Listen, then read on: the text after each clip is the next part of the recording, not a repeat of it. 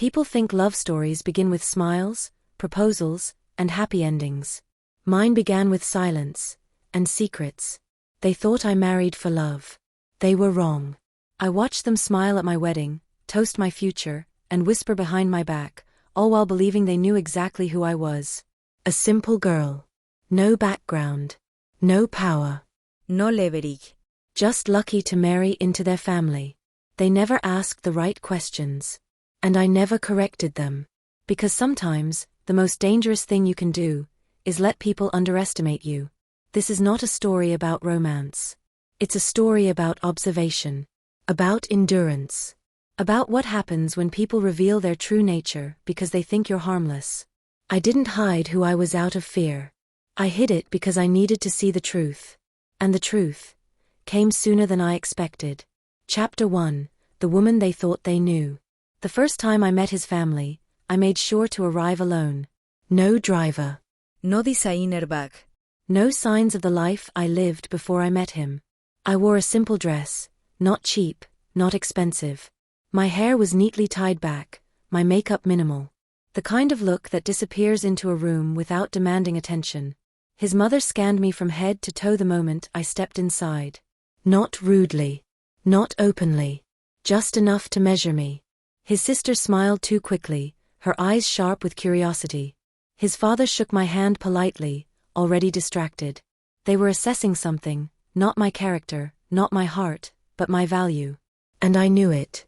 Because I'd seen that look before. People always assume they're subtle. They're not. They just assume you're unaware. Dinner was polite. Almost warm. Questions floated around the table like harmless conversation. Where did you study? Do your parents live nearby? What do you do exactly? I answered honestly, but selectively. I studied locally. My parents live quietly. I work independently. I didn't lie. I just didn't decorate the truth. When his mother asked if my family owned property, I smiled and said, we manage. No cam slowly. Thoughtfully. Like she'd just solved a puzzle. Later that night, as we drove home, my husband squeezed my hand and said, they like you. I looked out the window and smiled. They don't know me yet, I said softly. He laughed, thinking I was joking. I wasn't. Marriage changed the atmosphere immediately. Not between us, but around me. At first, it was subtle. Small comments wrapped in humor. Oh, you wouldn't be used to this restaurant. Don't worry, we'll handle the expensive things. You're lucky, not many girls get this chance. Lucky. The word followed me everywhere. They assumed I had married up. That my life had suddenly gained meaning because of their name, their house, their lifestyle. They never wondered why I never asked for money. Why I never checked price tags. Why I didn't seem impressed by anything they owned. They assumed gratitude where there was simply restraint. I learned quickly that silence makes people careless. When you don't react, they reveal more. His sister once laughed while showing me her new car and said, I can't imagine growing up without this kind of comfort. I smiled politely. I can, I replied. She paused for half a second, just enough to feel superior again. I guess not everyone is meant for luxury, she said. He said nothing. Inside, I was taking notes. The first real crack appeared 3 months into the marriage. It was a family gathering. Loud. Crowded. Comfortable, for them. I was helping in the kitchen when I heard my name from the living room. I wasn't meant to. She's sweet, his aunt said, lowering her voice. But you can tell she's not from our world. His mother hummed in agreement. At least she's obedient. That matters more. Obedi. The word settled into my chest like a stone. Not because it hurt, but because it confirmed everything. They didn't see me as a partner to their son. They saw me as an addition. An accessory. Useful. Replaceable. Quiet. That night, lying beside my husband, I stared at the ceiling and wondered how long it would take for them to show their worst sides. I didn't have to wait long. It started with control disguised as concern. Suggestions about what I should wear. Advice on how to speak in public. Reminders of how fortunate I was. When I declined a family trip due to work, his mother said, you should prioritize family now. You don't really need a career anymore. I smiled again. My work matters to me, I replied calmly. Her expression changed, just slightly. That's cute, she said. But you're part of us now. Part of us. Ownership dressed as love. I realized then that love was never the condition of my acceptance. Compliance was. The moment that changed everything came unexpectedly. A casual argument au verre dîner. His sister joked, too loudly, that if anything ever happened to my husband, I'd be lost without the family. Everyone looked. I didn't. I looked around the table at faces that believed they held my future in their hands. And I thought, you have no idea. That night, I opened my laptop and reviewed documents I hadn't looked at since the wedding. Accounts. Contracts. Names. Everything I had chosen to keep separate. Not hidden, juste intouched. Because chapter 1 of my story was never about revealing power. It was about understanding people. And now, I understood them perfectly. Chapter 2, The Price of Belonging. I used to believe that cruelty arrived loudly, with shouting, insults and slammed doors. I was wrong. Real cruelty arrive softly. With smiles. With concern. With sentences that sound like advice but feel like chains. After that dinner, things changed, not suddenly, but deliberately. His mother began calling me every morning. At first, it felt harmless. Did you sleep well? What are you cooking today? Don't forget, a wife sets the tone of the home. But slowly, the questions turned into expectations. Why was I leaving the house so often? Why did I need to work late? Why wasn't I home when my husband returned? I noticed something disturbing. She never asked these questions when he stayed out late. Only when I did. One afternoon, she invited me over just to talk. Her living room was immaculate, as always. Everything in its place. Everything controlled. She gestured for me to sit beside her. You know, she said gently, when a woman marries into a family like ours, she has responsibilities. I waited. Tout protect harmonie. To avoid misunderstandings. Tout sacrifice, small things. Small things. My time. My indépendance. My identity. She smiled warmly. Your career, for example. It's admirable, but not necessary anymore. I felt my pulse slow. I enjoy my work, I replied. Her smile tightened. Enjoyment fades, she said. Famille remin. That was the first time I realized this wasn't guidance. It was a warning. My husband began changing too, subtly, unintentionally.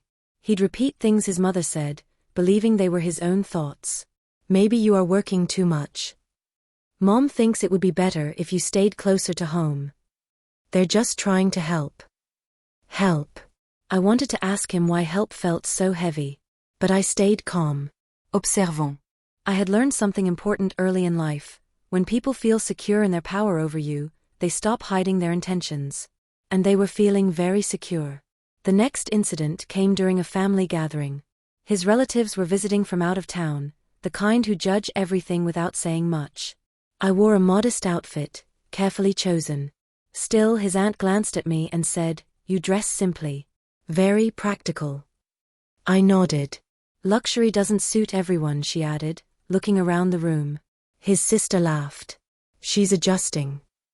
Adjusting. To what? Being smaller? Being quiété? Being less?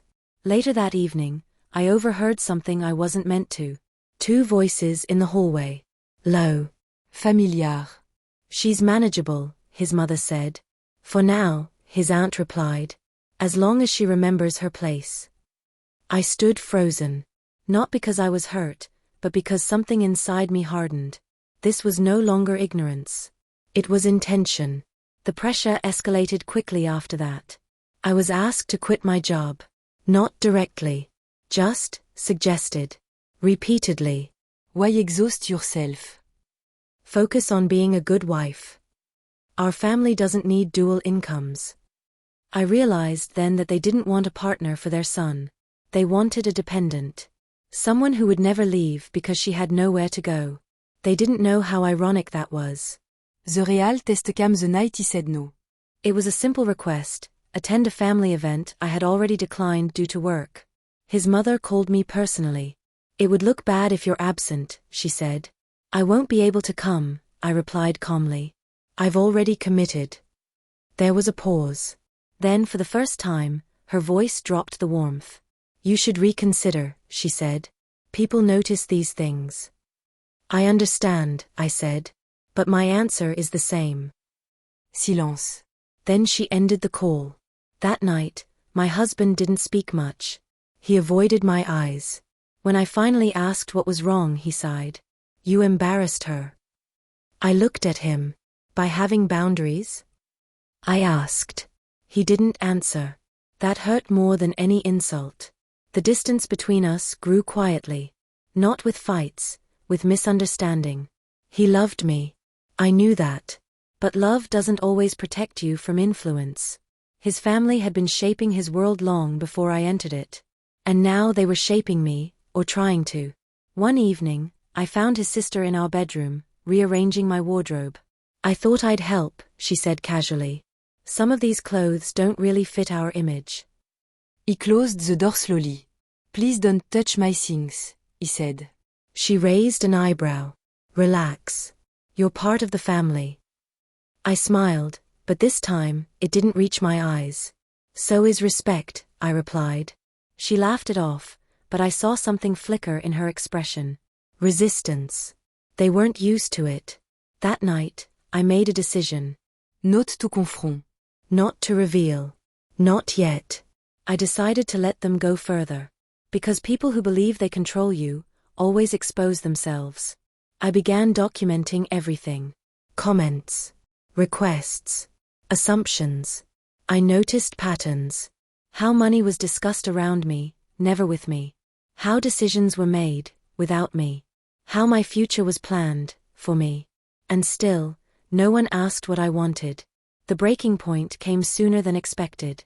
A private family meeting. No invitation. No warnings. Just me, my husband, and his parents. His mother spoke first. We've decided something, she said. Decided. Not discussed. Not suggested. Decided. You'll be stepping away from work, she continued. It's best for everyone. I looked at my husband. He avoided my gaze. Something inside me went still. Not angry. Not afraid. Clear. I won't, I said quietly. The room froze. His father leaned forward. You should think carefully. You don't have many options. I met his eyes. You're mistaken, I said. That was the moment they realized something was wrong. Not yet what? But enough. That night, alone in our bedroom, I unlocked a drawer I had kept closed since the wedding. Inside were documents that told a very different story about who I was. A story no one in that house knew. And soon, they would. But not before they crossed one final line.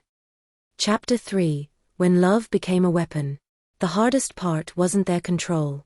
It was realizing how quietly it was working. After that meeting, the house felt different. Not hostile, worse. Polite. Distant. Calculated. No one raised their voice. No one argued. They didn't need to. They had shifted tactics. His mother stopped calling me directly. Instead, she spoke through him. She's worried about you. She thinks you're under too much stress. She believes you're changing. Changing. As if I'd ever been allowed to be myself. My husband began watching me, not suspiciously, but uncertainly. Like he was trying to recognize a stranger wearing my face. One night, as we sat in silence, he finally asked, "Why are you fighting them?" I turned to him slowly. "I'm not fighting," I said. "I'm protecting myself." He rubbed his temples. "They think you don't trust them." He almost looked. Trust had never been the issue. Ownership was. The isolation started soon after. Family events were scheduled without telling me. Decisions were made before I entered the room. Conversations stopped when I approached. I became a guest in my own marriage.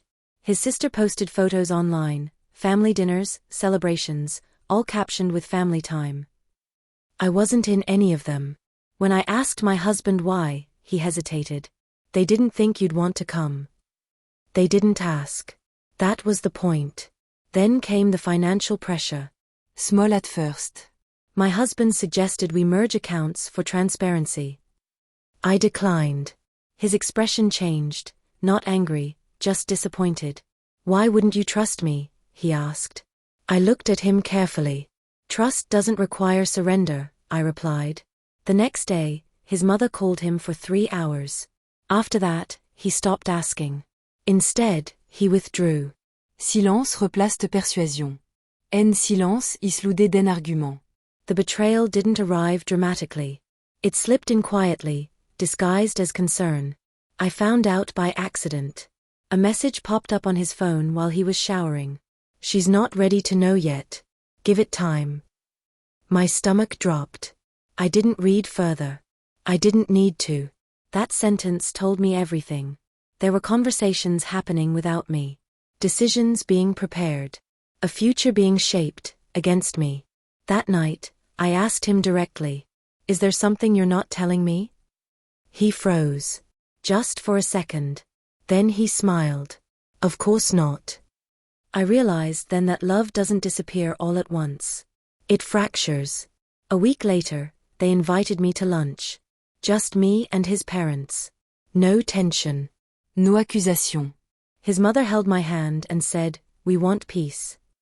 I nodded. "We've been thinking," his father added, "about what's best for you." For me. They slid a document across the table. A resignation letter. Already written. My name typed neatly at the bottom. "All you have to do is sign," his mother said softly. "And everything will be easier." I stared at the paper. Not because I was tempted, but because of how certain they were. They truly believed I had nowhere else to stand. "I won't sign this," I said calmly.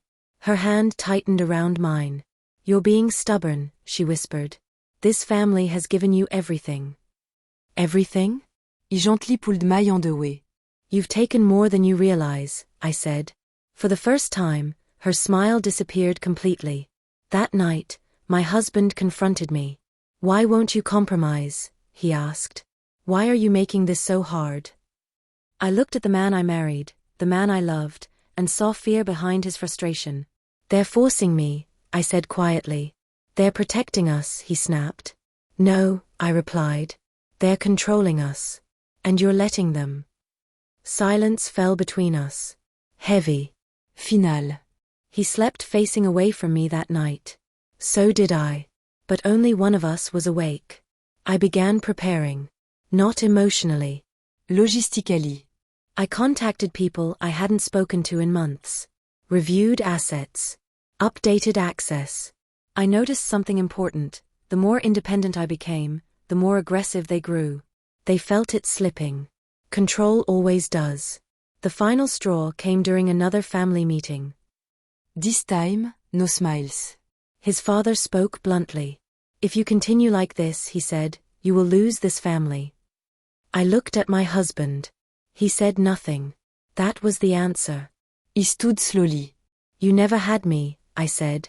They laughed. They thought I was bluffing. I let them. Because the next move wasn't mine to announce. It was mine to execute. That night, I packed a small bag. Not to leave.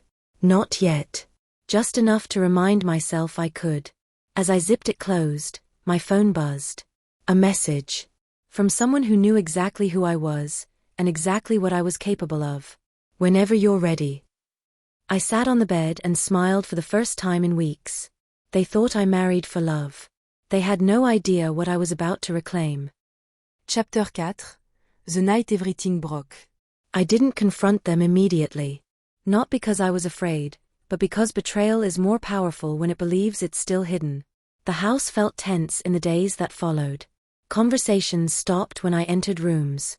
Doors closed quietly behind me. My presence had become inconvenient. I was no longer the obedient wife. I was the problem. One evening, I came home earlier than usual. The lights in the living room were on. Voices low. Urgent. I paused at the doorway. His mother's voice cut through first. "She doesn't need to know yet," she said. "Once everything is transferred, it won't matter." Transfert. My chest tightened. His father replied, "We should move quickly. If she leaves before this is done, it complicates things." I stood perfectly still, listening. Understanding. They weren't trying to change me anymore. They were planning around me. He stepped inside. The room fell silent. 3 faces turned toward me: shock, irritation, calculation. "Did you hear something?" his mother asked too quickly. "No," I said calmly. "I just got home." My husband wouldn't meet my eyes. That told me everything. That night, I didn't sleep. I didn't cry. I opened my laptop and began connecting dots. The document I'd seen earlier. The soudaine urgency. The secret conversation. By morning, the truth was clear. They were trying to legally bind me into dependence, slowly, quietly, until leaving would cost me everything. Including my name. Including my freedom. I confronted my husband the next day. Not angrily. Gently. Are you planning something without me? I asked. He hesitated. That hesitation destroyed what was left. "They're just trying to protect the family," he said. "By taking away my choices?" I replied. "They think you'll come around." I laughed softly, not because it was funny, but because it was tragic. "You let them do this," I said. He looked away. That was his answer. The real betrayal came that weekend. A lawyer arrived. Unannounced. Introduced as a family advisor. He laid out papers on the dining table, legal language wrapped in concern. "Routine protections," his mother explained. "For everyone." I read carefully. Clauses restricting assets. Conditions tied to marriage. Exit consequences disguised as responsibility. It was a cage. Beautifully designed. They waited for my reaction. He placed the papers down slowly. "I won't sign this," I said. His father leaned back. "Then you're choosing conflict." I met his gaze. "No," I said. "I'm choosing myself." That was the moment everything exploded. His mother accused me of manipulation. His sister called me ungrateful. His father questioned my intentions. And my husband. He stayed silent. Silence is a choice. I realized then that love without protection is just attachment. And attachment isn't enough. That night, he finally spoke. "If you don't sign," he said quietly, "this marriage won't survive." I felt something inside me finally settle. Not break. Settle. "Then it already hasn't," I replied. He stared at me, shocked. "You'd throw everything away?" he asked. He shook my head. "No," I said. "I'm taking myself back." The next morning, I packed properly this time. Not in secret. Not in fear. He walked out with my head high. No shouting. No tears. Just clarity. As I reached the door, his mother said something that sealed her fate. "You'll regret this," she said. "You don't know what you're walking away from." I turned back and smiled. "You don't know what you're losing," I replied. I didn't go far. Just far enough. I made one phone call. Then another. By the end of the day, the game had shifted. Not because I revealed everything, but because I stopped playing by their rules. That night, as I sat alone, my phone buzzed again. A message from the same contact. "They've made their move." I smiled. "Good," I replied. "So have I." Because the next time we met, they wouldn't be deciding anything. I would. Chapter 5. When the ground started moving. Leaving the house didn't make me weak. It made them careless. When people believe you're gone for good, they stop protecting themselves. He stayed somewhere quiet. Anonymous. A place where no one knew my name or my marriage. For the first time in months, I could breathe without permission. I didn't block anyone. I wanted to see who would speak first. It was his sister. "You've embarrassed the family," she texted. "Do you know how this looks?" Not are you okay? Not what do you need. Just réputation. I didn't reply. Instead, I forwarded the message to someone who was already watching closely. The first crack appeared 2 days later. My husband called. His voice was different, uncertain, strained. They're asking questions, he said. Who? I asked. People. I smiled. About what? I pressed. He hesitated. About you. For the first time, my absence had become noticeable. Because when I left, I didn't disappear. I disconnected strategically. Bank access changed. Permissions paused. Processes slowed. No signe dramatique. Just enough to cause friction. His mother called that night. No warmth. No pretense. Where are you? She demanded. I'm safe, I replied. That's not what I asked. I paused. You don't get to ask anymore, I said calmly. Silence. Then softer, you're making a mistake. No, I said. I'm correcting one. She hung up. By the end of the week, the tone shifted again. Concern replaced anger. Voicemail piled up. We just want to talk. This has gone too far. Families forgive. Forgiveness. Always offered once power starts slipping. I met with someone I trusted, someone who had known me long before my marriage. We sat across from each other in a quiet office. They underestimated you, he said after reviewing everything. They always do, I replied. He nodded. Do you want to end this quietly, or correctly? I thought about the nights of silence. The document. The meeting without me. Correctly, I said.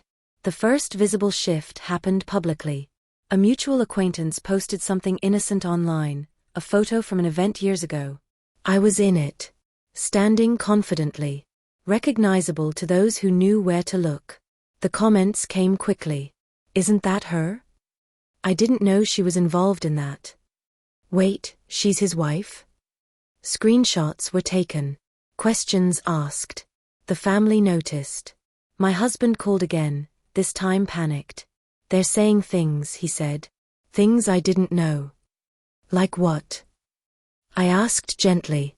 That you're not who they thought. He closed my eyes. They never asked, I said. There was a long pause. Why didn't you tell me? He finally asked. I swallowed. Because you never defended me when it mattered. That silence hurt more than anger ever could. The family requested a meeting. Neutral ground. No lawyers. No documents. Just conversation. I agreed. Not because I owed them anything, but because it was time. I arrived calm. Grounded. They looked different. Less certain. Less tall. His mother tried to smile. It didn't hold. We may have misunderstood you, she began. I nodded. Yes. You did. His father cleared his throat. We didn't know about your background. He tilted my head. You didn't want to. The truth hovered in the room, unspoken, heavy. They were realizing something terrifying. They hadn't just underestimated me. They had miscalculated. As the meeting ended, his sister pulled me aside. Why are you doing this? She whispered. You could have told us. I looked at her steadily. Would it have changed how you treated me? I asked. She didn't answer. Because she couldn't. That night, I sat alone and reviewed the final piece. The one thing that would turn curiosity into certainty. Not revenge. Recognition. I stared at the file on my screen, the one that carried my real name. The one they never thought to ask about. I closed the laptop. Tomorrow, I would stop being a mystery. And start being a consequence. Chapter 6. The truth they never asked for. I didn't reveal the truth in anger.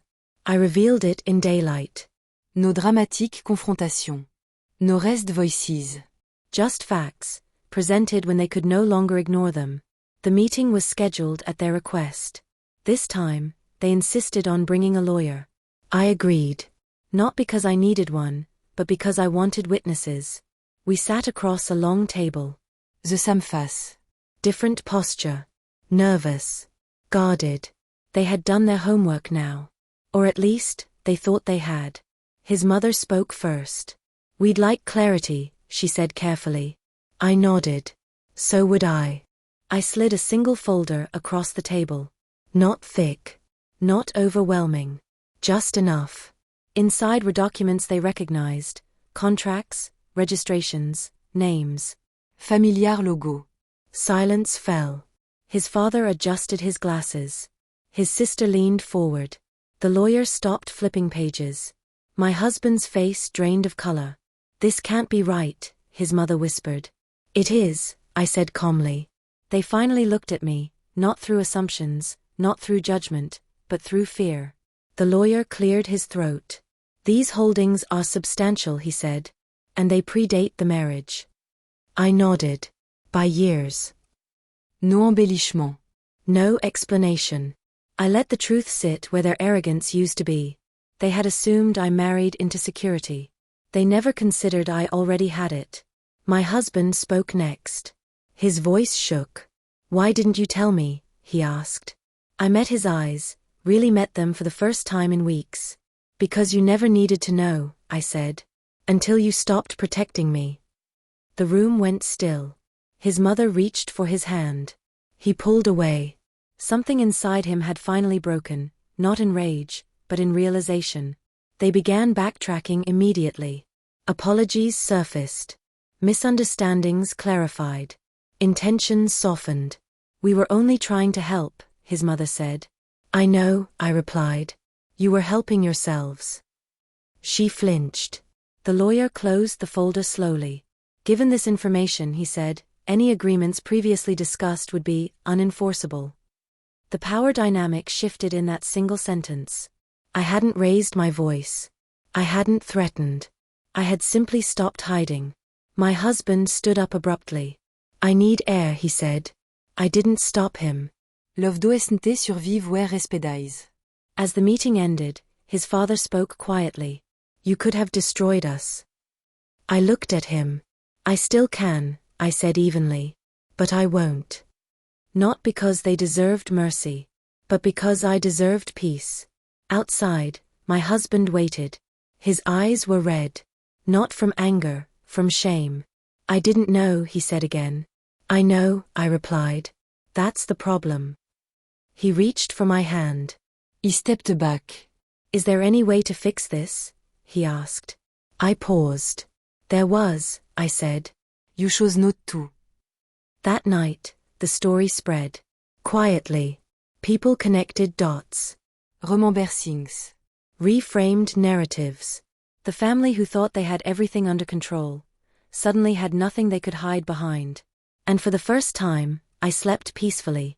Not because I had one, but because I had stopped shrinking. In the morning, my phone buzzed with a message from an unknown number. "We owe you an apology." I deleted it. Some apologies arrived too late. The truth was out now. And in its wake, one question remained unanswered. Would I walk away? Or would I let them watch me rise? Chapter 7: What Love Couldn't Survive. Power doesn't feel like victory. It feels like clarity. After the truth came out, everything slowed. Conversations became careful. People measured their words. The house that once felt loud with certainty now echoed with hesitation. My husband stopped pretending. No more excuses. No more borrowed opinions. Just silence, the kind that follows realization. Oui, mais one last time, alone. No family. No lawyers. No pressure. Just two people facing what remained after trust collapsed. "I loved you," he said quietly. I nodded. "I know." That was the tragedy. Love was never missing. Courage was. He sat across from me, hands folded, eyes tired. "They controlled everything," he said. "I didn't know how to stop it." "You didn't try," I replied. Not accusing. Stating. The difference matters. He looked down. "I thought keeping peace was protecting you." He leaned forward. "Peace that requires silence is not peace," I said. "It's surrender." His eyes filled. For the first time he understood, too late. The conversation turned practical. He asked if I would come back. Not to the house. To the marriage. I considered it. Not emotionally, logically. Could trust be rebuilt where respect had been optional? I answered honestly. No. He exhaled sharply, like he'd been holding his breath for months. "I understand," he said. That hurt more than denial. The family tried one last time. Messages arrived. Carefully worded. Regret. Misjudgment. Promise of change. I didn't respond. Change offered under pressure isn't growth. It's survival. I finalized the separation quietly. No scandal. No public spectacle. Just signatures and distance. The woman they thought was dependent walked away whole. Strangely, the hardest moment came afterward. Alone. No battle to fight. No image to protect. Just me, sitting with the weight of everything that could have been different. I cried then. Not for the marriage. For the woman I had been when I believed love alone was enough. Weeks passed. My life began expanding again. Old connections resurfaced. New opportunities opened. Not because of revenge. Because I was no longer limiting myself to fit someone else's comfort. One evening, as I reviewed plans for the future, my phone buzzed. A message from him. I hope you find the happiness I was too afraid to protect. I stared at it for a long time. Then I replied. I already have. That night, I stood by the window, city lights stretching endlessly. I realized something important. I didn't win. I chose. And sometimes, that's more powerful. But their story wasn't over yet. Because conséquences don't arrive loudly. They arrive quietly. And they linger. Chapter 8, When Karma Didn't Need My Help. I didn't stay to watch them fall. Life taught me that real consequences don't need an audience. On s'y stepped away, the noise faded. The tension that had followed me for months finally loosened its grip. For the first time, my days weren't shaped by defense or endurance, they were shaped by choice. And yet, karma moved anyway. Quietly. I heard about it through others. Whisper at first. A deal that collapsed unexpectedly. A partnership that withdrew without explanation. Questions that arrived from places they couldn't silence. The same people who once assumed control, now faced uncertainty. Not because I exposed them, but because the truth has a way of changing how people look at you. My former mother-in-law stopped attending certain events. Not out of shame, out of caution. When power shift, invitation change. People began asking her questions she couldn't answer without revealing what she had hidden. And she hated that. Control thrives in darkness. Light disrupts it. My ex-husband tried to shield them. I know because he reached out again. They're struggling, he said. Things aren't stable. I listened quietly. I'm sorry, I replied. And I meant it. Not because I wanted them saved. But because I no longer wanted to carry resentment. Resentment ties you to people who don't deserve access to your peace. The biggest shift wasn't external. It was internal. I stopped bracing myself. Stopped rehearsing responses. Stopped preparing defenses. I realized how much of myself I had compressed just to survive that house. Now, I expanded naturally. Without permission. One afternoon, I attended an event I'd once been excluded from. Not to make a statement. Just because I belonged there. People greeted me differently. With curiosity. With respect. Not fear. Not pity. I noticed something strange. No one asked about my marriage. They asked about my work. My ideas. My plans. And that told me everything. That night, alone, I reflected on the past year. The woman who entered that marriage believed love would be enough. The woman who left understood something deeper. Love without respect sa slow erasure. And I had refused to disappear. I heard later that his sister had confronted their parents. Accusation floue. Blame shifted. Not because they were wronged. But because they had lost control, and needed someone to hold responsible. Families like theirs don't collapse dramatically. They fracture quietly. Trust erodes. And nothing ever feels secure again. I didn't celebrate. I didn't mourn. I moved forward. Because healing doesn't arrive with applause. It arrives with peace. As the months passed, my life felt fuller than it ever had. Not louder. Clearer. One evening, while reviewing plans for something new, something entirely mine, I paused. I realized the story was almost complete. Not theirs. Mine.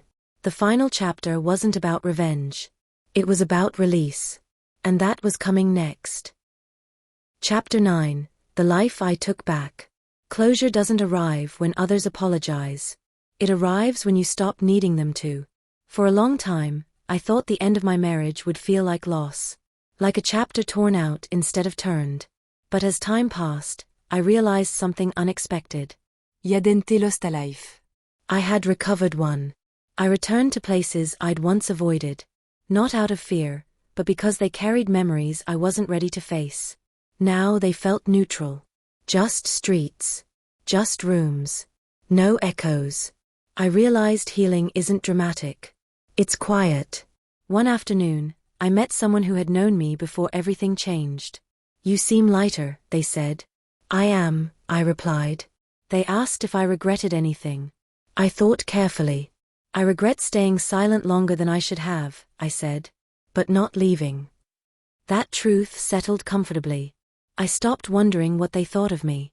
That curiosity had been a chain. I no longer needed to be understood by people who never tried to see me. My value didn't need their approval. It never had. Occasionally, news reached me. Small things. His family was no longer as influential as they once were. Their certainty had cracked, and with it, their authority. But it didn't bring satisfaction. Only confirmation. Control is fragile. Respect is not. I built routines that belonged only to me. Morning without tension. Work driven by passion. Evenings that felt earned. For the first time in years, I wasn't preparing for conflict. I was creating. One night, he found the whole bag idée packed on the night he almost left too early. I opened it. Everything inside felt unfamiliar. Not because it was old.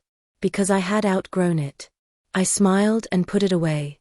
Some versions of yourself are meant to be temporary. The final message came unexpectedly. From my ex-husband. I see it now. He should have protected you. Irriditons. Then I deleted it. Understanding without action is just regret. And regret doesn't rebuild trust. As I stood by the window that night, I reflected on the journey. I hadn't been hiding who I was. I had been waiting to see who they were. And they had shown me, completely.